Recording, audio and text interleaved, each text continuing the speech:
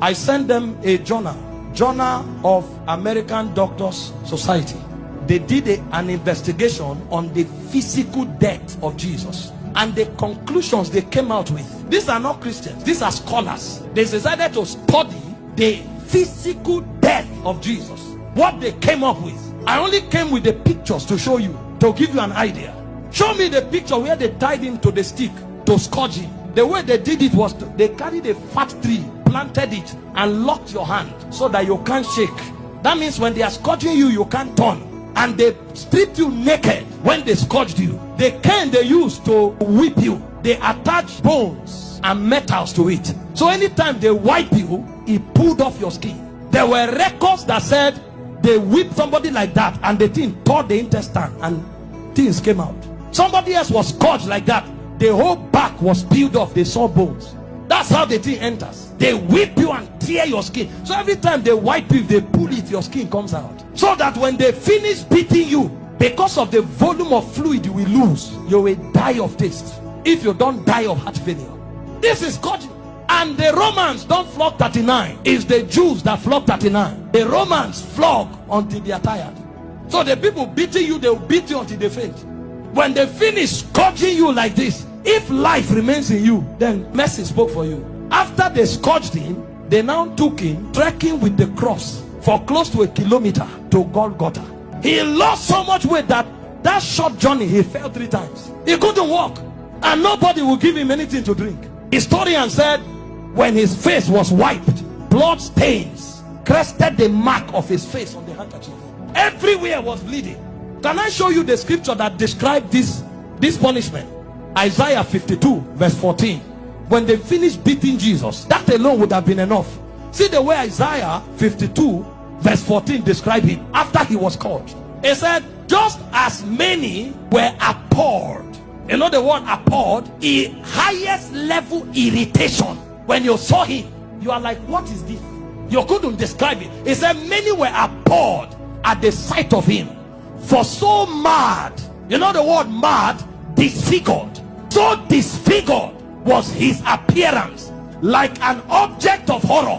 When he came out of the scourging, if you saw him, you thought he was an object of horror. And he said he no longer looked like a man. They literally disfigured him, and they didn't stop there.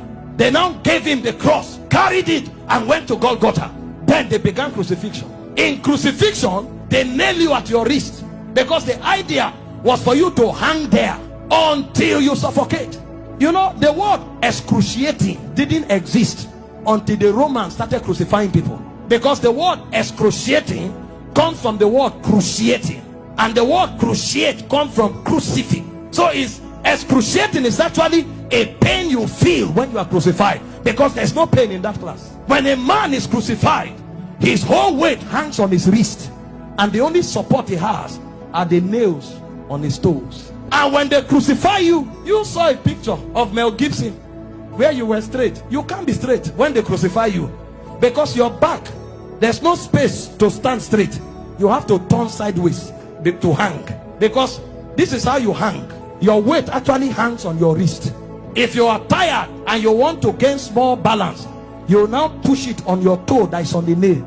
That's why when they wanted to kill the criminals, they broke their legs. And the reason is because when you are hanging, your stomach is bent so that your diaphragm can't breathe. Air can't enter. So Jesus was there for 6 hours. You know what that means?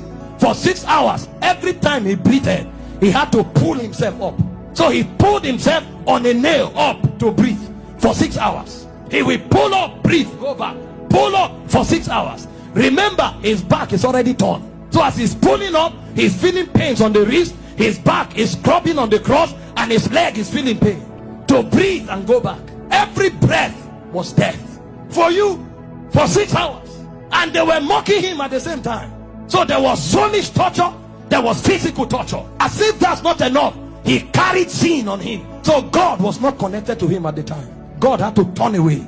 So there was spiritual torture, soulish torture, bodily torture. So much so that he cried, Eloi, Eloi, lama sabachthani, my God, why hast thou forsaken me? It's like a disconnection between your spirit and your soul. So the man was no longer alive. He died in the spirit before he died in the natural. The level of pain. We don't know what was done for us in 6 hours. And guess what? His mother was there. Can you stand naked before your mother? This is the man that the mother saw do wonders. How come? Imagine when he looked at their faces. See what you'll be interpreting. Some are saying, why? How come? Why can't you do anything today? Then the Jewish people were mocking. Physician, heal yourself. Fake prophet. I thought you said you had miracles. Why don't you come down? The thieves that were on the cross, one was mocking him. So from everywhere. Meanwhile, all the sicknesses on earth were on him on the cross. You have cancer, you say it's painful. He had cancer, diabetes, hepatitis, all that day at the zenith. Because he carried sickness, he carried sin, and he carried the reproach of God. You don't know the reproach of God until you go to hell. So for those 6 hours, he was in hellfire. Until a point came when the price was paid. He looked up and said, I'm thirsty. They gave him vinegar. He said, no, that's not what I'm looking for. I'm looking for the river that flows from the throne of God. I'm looking for that which satisfies indeed. When they didn't have it to offer, he said, it is finished. And he said, Father, unto you I commit my spirit. I commit. Because they couldn't kill him. They couldn't kill. No, you don't kill him. This commandment I've received from my Father.